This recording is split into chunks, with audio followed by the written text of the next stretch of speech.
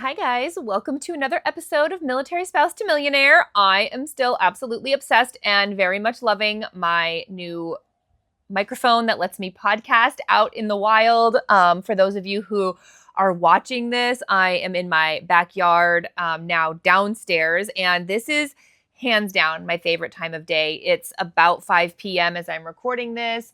If I turn you, this is just lovely. I love Hawaii so much. And just to paint a picture, if we've ever done a client call or we have a client call in the future, 9 times out of 10, this right here, this is where I'm at. My French Bulldog Panda is out here with me. He may or may not make a special appearance later. His toy is up here, so he may come get it. You can say hi to him. But let's get into it, because honestly, this podcast episode is a little impromptu. I wasn't going to record today, but I just responded to this whack-ass comment on one of my social media platforms, and it just has me super motivated. So here we are. This comment says, buying a home, on E7 pay, Are you nuts, lady? Median home price is $700,000. So an E7 needs to make 1/3 of that, like $200,000 plus. So this is interesting for a lot of reasons. I don't know where he's getting his math equations or their math equations. I don't know where they're getting their median home price. So just for reference, for accuracy's sake, because that's obviously important to me, median single family home price as of January per the Honolulu Board of Realtors is $1,120,000, and median townhome price is $539,500, just for reference. But also just for reference, and this is going to be very controversial, and I will explain in a moment, so I'll give you a moment to pick your jaw up off the floor after I say this next bit. The home price doesn't fucking matter. The price of the home does not matter. I said what I said. I will also just pause that for a second. I'll come back to it. I will also say that I'm not entirely sure what they're talking about needs to make 1/3 of that, like 200,000 plus. I just don't know what they're trying to say there. But I do want to unpack something, and I do want to talk about something that I do think is nuts. I think it's nuts that an E7 is getting $3,900 a month in housing allowance over the 3 years that they're stationed here, and that's if they don't promote. That's if housing allowance doesn't go up. So bare minimum, an E7 coming to Hawaii right now in 2025 is getting $3,900 a month in BAH. Just slightly more than that, but I digress. The actual amount, just for accuracy, $3,915. But we'll just say $3,900 a month. Doing the quick beer math on that before I started filming this, that is just over $140,000. So even if you wanted to say that an E7 would need $200,000, you're making $140,000 in tax-free BAH for the 3 years that you're here. That's not including your separate rations, your COLA, your base pay, nothing. That is just in BAH, $140,000. Something that I think is nuts is giving all that money away to somebody else, right? Like, that is the message I stand on my soapbox and preach to you guys week in and week out all the time. Whether it's $100,000 or $180,000, you're getting tax-free government money, aka BAH and COLA, while you're in the military active duty. The message is, let's talk about other ways to invest that. Do not give it to me as a landlord. Do not give me E7. Do not give me your $140,000. Do not give me your money, because I am paying down my investment with it. I'm paying down my appreciating asset. You are making me wealthy. And for all you know, I might only have a mortgage payment that's $2,500. I might be doing bougie shit with the rest of your money that you're giving me. You might be paying for my car payment or my kids' tuition at some fancy college. Don't give me your $140,000. Don't give it to any other landlord either. Invest it in yourself. Buy a house. And don't give it away to on-post housing, because even though it's convenient and it's the easy option and there's other military families there and all the things that we say to ourselves as military families to make ourselves feel better about not taking the chance of owning a home, don't give it to on-post housing. Even if you decide you don't want to buy a house, I'm begging you, just please don't live on post. The health and safety issues, I promise this will be the last time I talk about this in a podcast episode, because I know I talk about it a lot, but it's just so egregious that I can't believe that people still look at that as an option and are like, yeah, I think it's solid choice on post housing. Even though you can look up Red Hill water crisis and read about jet fuel in the water or mold and bug infestations. I posted about something just recently talking about mold testing being done and coming back positive on post. General maintenance issues going unaddressed. Schofield, most recently with the power outages and not being able to cool your home past a certain temperature because literally the electric grid can't handle the load. So they have power outages all the time up there, and you're giving them $140,000 with 0% chance of any return on investment. That is nuts to me. When if you just took the time to actually find out what you can afford and not just assume, oh, an E7 can't afford a house here. You guys, I'm going to be real with you, okay? And I don't mean to offend anybody. I know you guys are all out there, are very smart people. I'm not trying to call anybody dumb or say that anybody is uneducated. But what I will say is that you, as a consumer, have no fucking idea what you can afford. You don't know what you qualify for. You don't know what kind of home you can buy that's within your Hawaii entitlements. And I'm not taking a shot at anybody. Why would you know those things? There are entire professions, meaning real estate agents and mortgage brokers. There are entire professions here to help you figure those things out. Like when I go into the dentist and I'm like, hey, I'm at the dentist, I don't know what I need. When I go to the doctor or if I go talk to somebody, a mechanic, I don't know what my car needs or why it's making this noise. That's why we have professionals in industry. So you as a consumer, even though I know you feel empowered with your online mortgage calculators and your Zillow and your Redfin, the bottom line is that shit is wrong. It's wrong. And you don't know what you can afford. And you don't know what the market conditions are, meaning you don't know what concessions you might be able to get or what credits can be used for or that closing costs can be covered by the seller right now. Like you just don't know what you don't know. And so not knowing huge components of this process and what that actually looks like means that if you're out there and you're looking, even if the median home price really was $700,000, if you're looking at that and just disqualifying yourself from this option based on that, you are doing yourself a huge disservice. Now,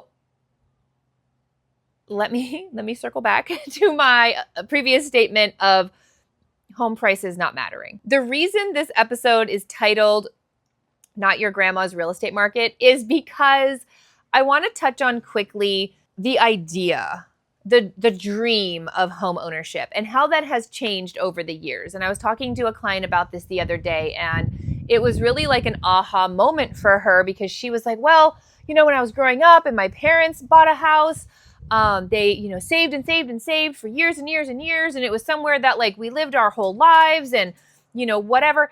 And home ownership is not necessarily that anymore. Like when my grandparents were buying homes, yes, that's true. They did not serve in the military like my mom's parents. My dad's dad did serve in the military, but my mom's parents did not.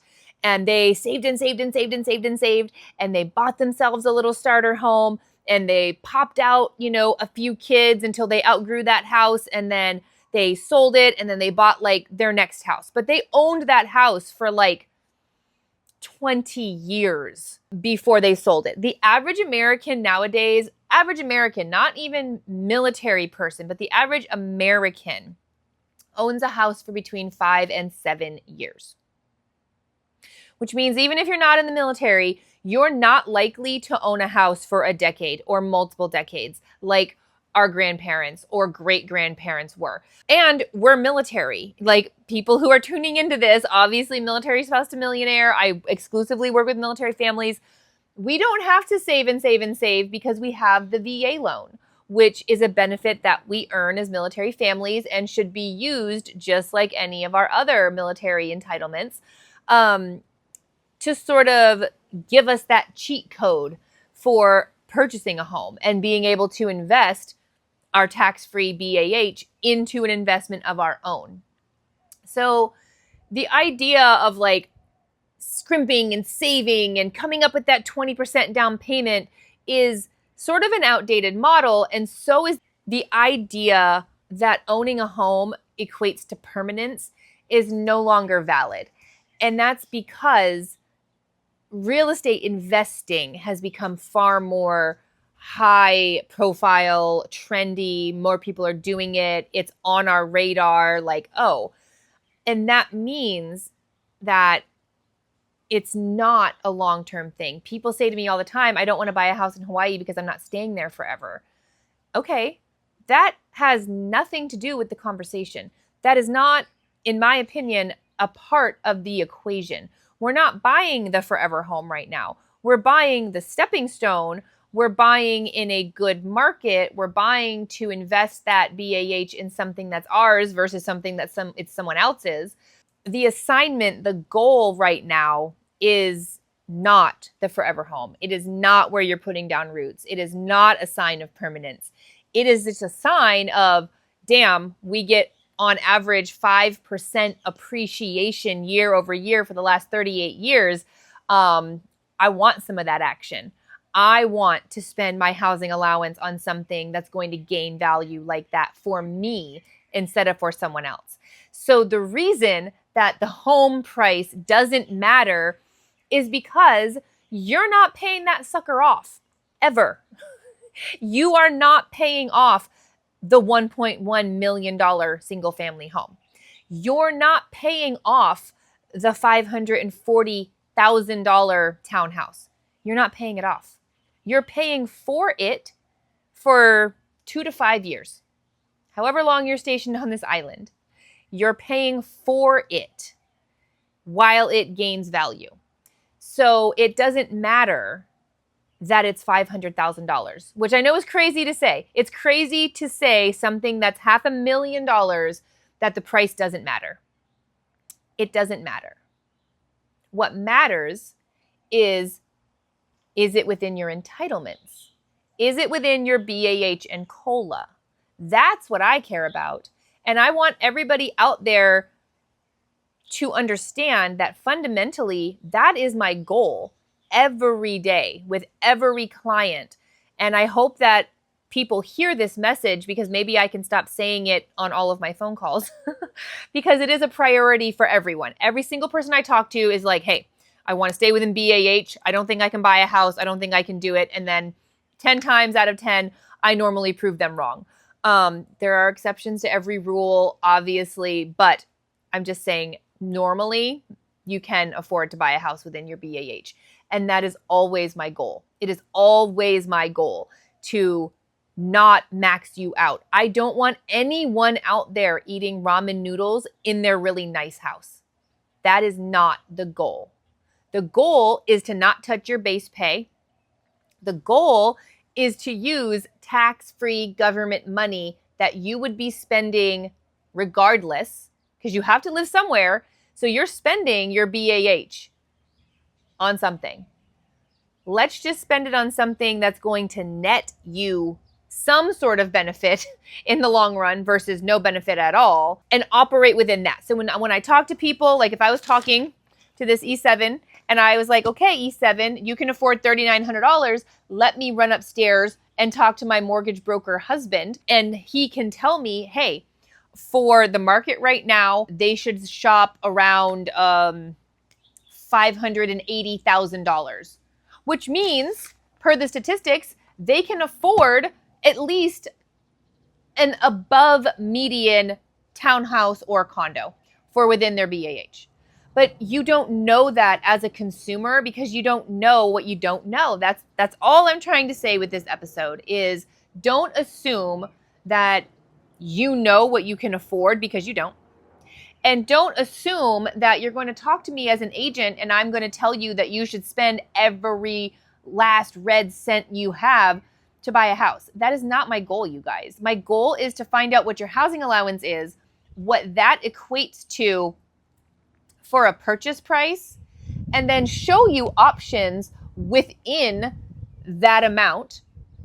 And if they work for you, and if you understand the assignment and you're thinking with an investment mindset of, hey, sure, I am living in a smaller property that I own versus a 2,000 square foot on post house, but I'm going to get something for this in the end.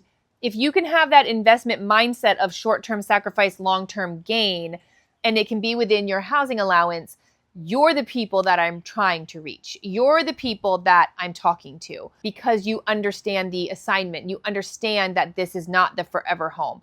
You make the short-term sacrifice. You live in the smaller house now so that when you're my age or when you're younger than me, you have a lovely view in your dream home the way that I do.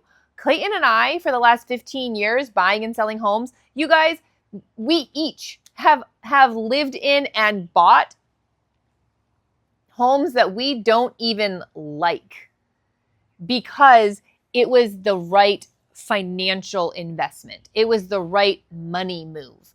That's what we're trying to say. And I want to reiterate that I've walked that path. I've lived that life. I have done all the things that I am telling my audience and people to do. And just like my last podcast episode, I am still an active participant in real estate. We close day after tomorrow, literally on Valentine's Day. So this episode will come out after we're closed. But on Valentine's Day, Clayton and I are closing on the real estate transaction that I was just talking about in my last podcast episode. I am still an active participant in real estate. I have done personally everything that I am telling you to do. And that is why I have this podcast and why I titled it Military Spouse to Millionaire, because doing the things that I'm telling you to do is what got me here. And it's what can get you here, because I didn't do anything that you guys out there can't do yourself. I was just a military spouse. We were just a military family. Is it always easy? Is it always comfortable? Is it always convenient? No. But just assuming that you can't or shouldn't buy a house here is really, really selling yourself short. So reach out to me. Let's talk about it. Get actual information. It's definitely not one size fits all. And if it ends up not being something you're able to do, then fine, that's okay. But at least you can go on to those other housing options knowing, hey, I looked at the option that could have benefited me the most. It didn't work out. Now let's look at plan B or plan C. That's all I have for you guys. I'm going to go inside. It's starting to get dark. I have dinner to make. So like, follow, subscribe. You know the drill. Thanks so much, guys. I wouldn't have any of this if it weren't for all of you. Bye.